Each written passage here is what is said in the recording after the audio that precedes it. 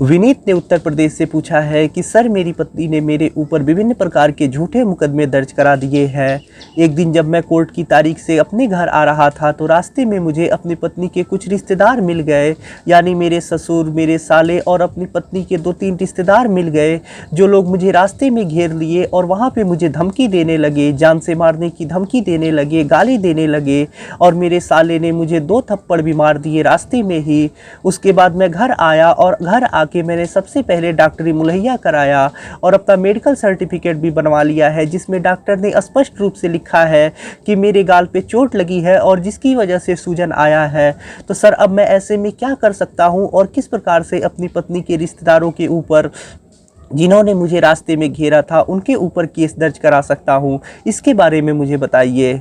तो देखिए, जैसा आप बता रहे हैं कि आपको रास्ते में घेर लिया गया था और वहां पे आपको जान से मारने की धमकी दी गई, गाली गलौज आपके साथ किया गया, आपके साथ धक्का मुक्की की गई, तो ये सारी चीज़ें अपराध की श्रेणी में आ रही है और इसके लिए आप कोर्ट में परिवाद दर्ज करा सकते हैं। अगर आप ऐसे केस में पुलिस के पास जाते हैं FIR दर्ज कराने के लिए, तो पुलिस आपके केस को जल्दी दर्ज नहीं करेगी, ना ही जल्दी आपके FIR को रजिस्टर्ड करेगी। तो सबसे बेहतर ये है कि आप ऐसे मामले में परिवाद यानी कंप्लेंट केस दर्ज कराएं। अगर आपको कोई व्यक्ति गाली दे रहा है, आपको उकसा रहा है, जिससे लोक शांति भंग हो रही है, तो भारतीय दंड संहिता की धारा 504 के अंतर्गत ये अपराध बन रहा है।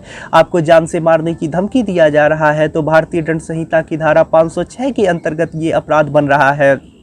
आपके साथ मारपीट किया गया है तो भारतीय दंड संहिता की धारा 323 के अंतर्गत ये आ रहा है। अगर ज़्यादा मार किया गया है, ज़्यादा आपको चोट आई है, हड्डी टूटी है, कहीं ज़्यादा कट पिट गया है, तो 324, 325, 307 ऐसी धाराएं लगेंगी।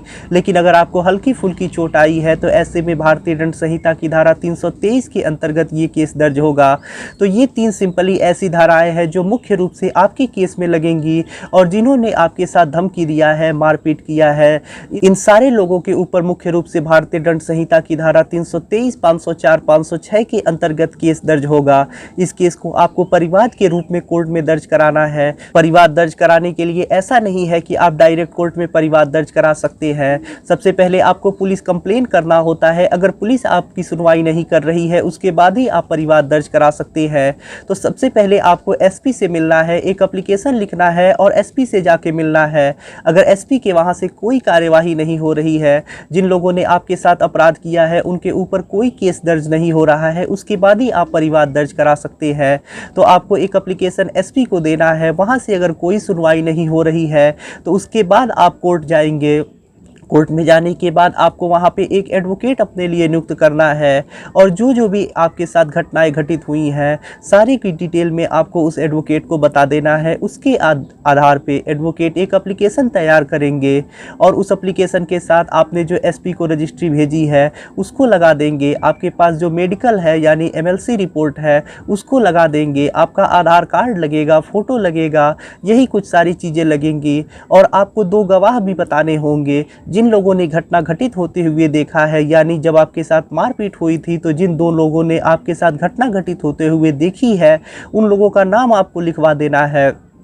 इन्हीं लोगों के गवाही के आधार पे कोर्ट अभियुक्तों को कोर्ट में तलब करेगा। उसके बाद ये सारी चीज़ें को आपको कोर्ट में सबमिट कर देनी है। उसके बाद डेट पड़ेगी, डेट पे आपकी 200 CRPC का बयान दर्ज होगा, जिसमें मजिस्ट्रेट जो भी आपके साथ घटनाएं घटित हुई है वो आपसे स्वयं पूछेंगे और लिखेंगे।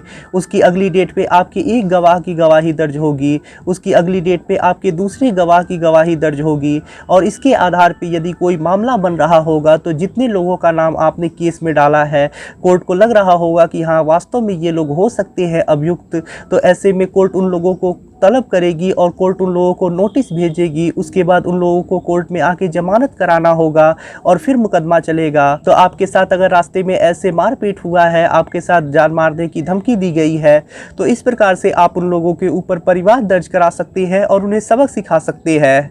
इसका डिटेल आपको मेरी वेबसाइट पे मिल जाएगा, जिसमें मैंने बताया है कि किस प्रकार से ये केस दर्ज होगा, क्या प्रोसीजर होगा, सारी चीज़ें आपको डिटेल में मिल जाएंगी। वेबसाइट का लिंक आपको डिस्क्रिप्शन में मिलेगा, वहाँ से जाके आप देखिए और अच्छे प्रकार से जानकारी प्राप्त कीजिए।